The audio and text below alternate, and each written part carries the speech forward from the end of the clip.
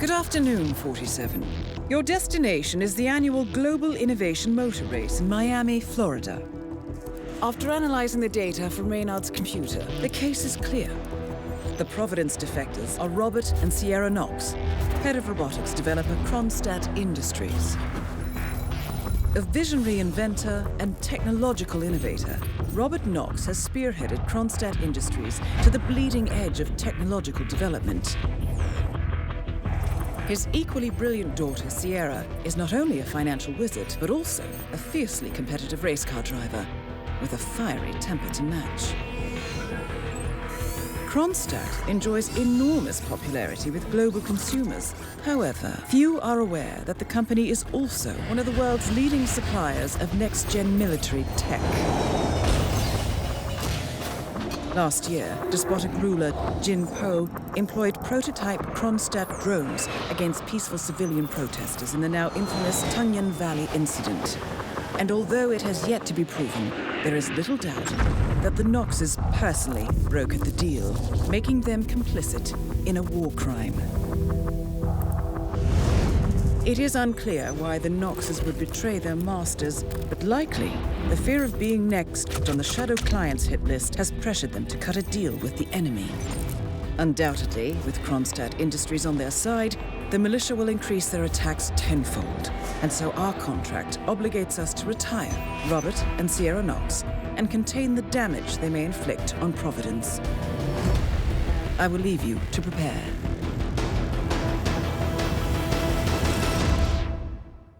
Good morning, 47. Our Providence contact has shared the identity of the Shadow Client, a former mercenary and bodyguard by the name of Lucas Gray. His past is a black void, but our analysts are digging deep. Meanwhile, we've had a breakthrough of our own. Comparing the militia's attack patterns with global shipping and transportation routes, we've figured out how Mr. Gray and his paramilitaries move around the world undetected. They're using the distribution network of the Delgado cartel, Colombia's biggest drug manufacturer. Clearly, Gray must have struck a deal with the Delgados. Consequently, if we can cripple the cartel, we can severely limit the militia's strike range. But to do so, we need to slay a three-headed serpent. Sociopathic cartel head Rico Delgado and his two closest lieutenants, PR guru Andrea Martinez and savant chemist Jorge Franco. With equal parts guts and guile, Rico Delgado runs a thriving billion-dollar criminal empire. The word is, the brutal and volatile cartel head is hell-bent on becoming the #1 drug lord in the world.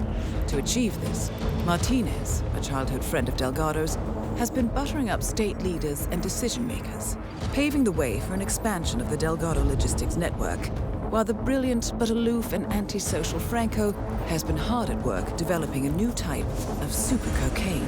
So, three of Colombia's most infamous crime lords inhabiting a decidedly hostile environment. I will leave you to prepare. Good evening, 47. The militia has released a hostage tape outing the existence of Providence to the world. This was a fatal mistake, and our analysts are tracing its origin as we speak. In the meantime, we have a lead on Lucas Gray's top lieutenant. Turns out the Delgado cartel's counterfeiting unit was creating fake IDs for the militia, and one operative in particular stands out, Wazir Kale, an infamous South China Sea pirate better known by his nom de guerre, the Maelstrom. The Maelstrom and his cutthroat band of outlaws were the scourge of the shipping industry in the post-recession years. But his reign of terror came to an end with the disastrous 2014 hijacking of the supertanker Francis King. Chinese elite forces stormed the ship, resulting in the deaths of a dozen sailors and most of the Maelstrom's crew. But Kale slipped away unseen. The Maelstrom's connection to Gray is unknown, but we believe it was he who carried out the audacious killing of a Providence CEO in Shanghai, along with two reactivated members of his old pirate gang, Vanya Shah, a shady figure in Mumbai's criminal underworld, and Dawood Rangan, the gang's old cashier turned dodgy movie producer. Shah, Rangan, and the Maelstrom form Lucas Gray's Eastern Cell. They are a crack strike team, and stopping them is our client's most pressing concern. Unfortunately, the elusive Maelstrom appears to have vanished into the seedy underbelly of Mumbai. the cradle of his criminal legend, and no one knows his whereabouts or what he currently looks like. So, a bandit queen, a showbiz charlatan, and one certifiable ghost. I shall leave you to prepare. Gentlemen, let's go over the plan. The first constant is none other than Janus, the legendary Cold War spy master. A KGB senior officer and head of the 6th Column Special Branch at Lubyanka, Janus is a certified genius and expert of counterintelligence. He retired from the KGB in 1988 when he fell out of favor with the Kremlin and defected to the US. Shortly after, the Soviet Union collapsed. Now, it is unclear when Janus stepped down as the constant, but since 2004, he has been a resident of a quiet community in suburban Vermont. Mr. Gray. Right. So here's the catch. As an elite KGB agent, Janus was trained to withstand interrogation and torture. No amount of pressure will force him to disclose information he doesn't want to. Instead, we will need to search his home for clues. But if Providence learns of our presence, the game is up. So we frame Janus, make Providence think he was the real shadow client. Correct. I will file a false ICA report, claiming to have traced a number of calls from Janus's house to the Institute in Romania. The case will seem clear. Mr. Gray was only a figurehead. Janus was pulling the strings all along. And by eliminating him, we will have neutralized the militia, once and for all. However, for this subterfuge to work, you'll also need to deal with Janus's security detail. A Providence herald and former Secret Service agent by the name of Nolan Cassidy. Intel describes him as diligent and inquisitive, and we cannot risk that he contradicts our story to his employer. Seems workable. I certainly hope so. Everything depends on this next move, 47. You made this our fight. Now let's even the playing field.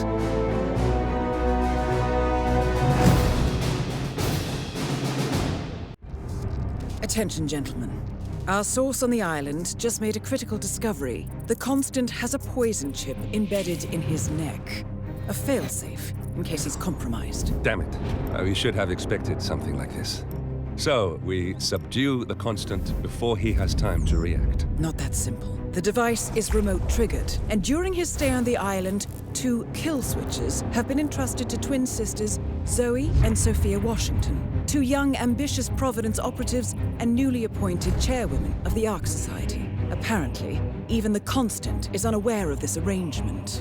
Right, change of plans. We divide and conquer. 47 takes out the Washingtons while I figure out a way to get the Constant off the island. It'll be tight, but once we're back at the ship, we should be able to surgically remove the chip before the partners have time to react.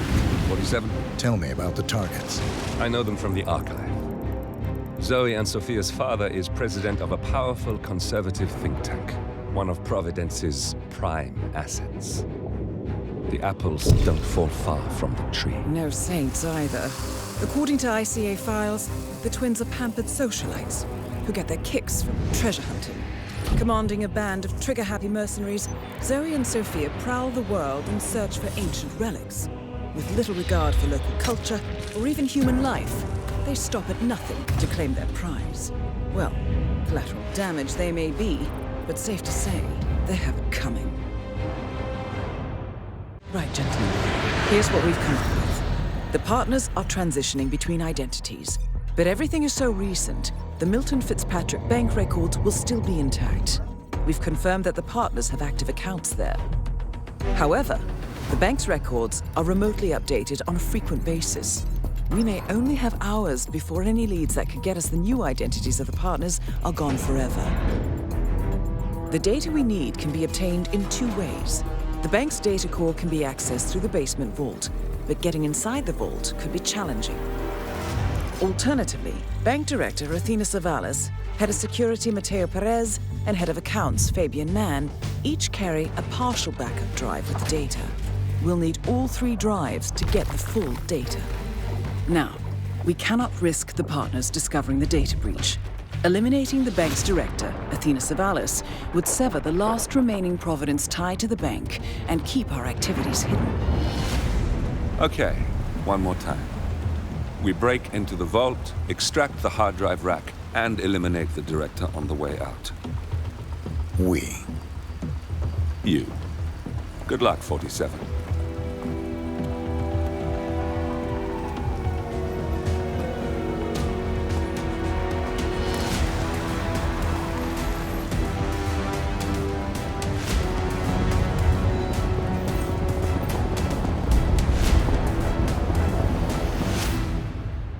To the public, they specialize in reputation management for the rich and famous. The real money, however, comes from the covert reconstruction of identities for wealthy criminals. They make people disappear. The partners are using Haven to acquire new identities. Yes. Olivia's been attempting to hack the Haven servers, but the owners of Haven are manually resetting the access keys every 10 hours. 47. We'll be sending you in as a potential new client. We've put together a convincing cover story. You're Mr. Reaper, a thief for hire looking to disappear for a while. Your mission on the island is simple. You need to eliminate the 3 owners of Haven. Tyson Williams, founder and rumored tyrannical CEO of Haven. Ludmila Vetrova, a former confidence artist hired by Williams to serve as a client recruiter and handler. And Stephen Bradley, technical wizard and the brains behind Haven's proprietary software platform. With the owners gone, Olivia will be able to penetrate the Haven servers long enough for her to secure the new partner identities. Good morning, 47. Your target is Ajit A.J. Krish. He's the current head of Atlantide, a company producing demineralized saltwater that promises a suspiciously long list of medical benefits. If the brand doesn't ring any bells, it's because Atlantide is only sold out of the homes of independent distributors. They pay Krish an initial signing fee, and in return are able to purchase Atlantide for a lower price, which they can then turn around and sell at a profit. That is, if they can sell it. But bottled water is not Krish's most profitable product. He is far more interested in getting people to buy into his turnkey business opportunity, and better still, convince their friends to do the same. He preys on the desperate. Whether they can afford it or not, Krish will tell them that future fortune is worth even the most painful investments. The target is currently in Miami, in the hopes of recruiting a celebrity driver to be the new face of Atlantide. Our clients would prefer he never recruit anyone again. Best of luck. Good morning, 47. Your target is Blair Reddington, controversial big game hunter and heir to one of the oldest and most influential families in the US. Reddington is the leader of an elitist group, the Lodge, which exclusively hunts endangered animals. The Lodge is known to resort to bribery and threats to protect its members from political scrutiny. One more thing. Our client informs us that the target always carries around a small black book, which contains names and details on Lodge members and government officials associated with them. Our client has unsuccessfully tried to put an end to the Lodge's blood sport for years. This book could be exactly what they need to achieve that goal. Retrieve the book and help put an end to their heinous actions. Time to make the hunter the hunted, 47. I'll leave you to prepare. Good afternoon, 47. Your target is notorious magician and hypnotist Basil Carnaby. In the 1960s, Carnaby attracted the rebellious youth of London's upper class to his side with his own brand of pseudo-mysticism. He would then hypnotize them and order them to rob their wealthy families on his behalf. He stole millions entirely by proxy. By the time the police finally caught on, Carnaby had absconded to Nepal with a group of spiritualist pilgrims and subsequently disappeared. However, one of his old victims recently recognized a well-aged Carnaby doing a mentalist act for the locals on the streets of Mumbai. Having obtained a life of comfortable obscurity, it seems he just can't keep his hands out of other people's pockets. Good luck, 47. Wait, 47. I've been examining Krish's phone records, and there are quite a few long calls here between him and someone named Voles. Ah, I see. It seems your last contract may not have been as settled as we thought. Evidently, Krish was the front man for Atlantide, and the one responsible for its predatory expansion practices. The man behind the product in the pitch, however, is Galen Voles. Voles stays out of the spotlight, but quietly pushes Atlantide's absurd medical claims on every front, from dry skin to pancreatic cancer. Apparently, Voles recently moved out to the suburbs to curb the harassment he's been receiving from disgruntled customers and former sales associates.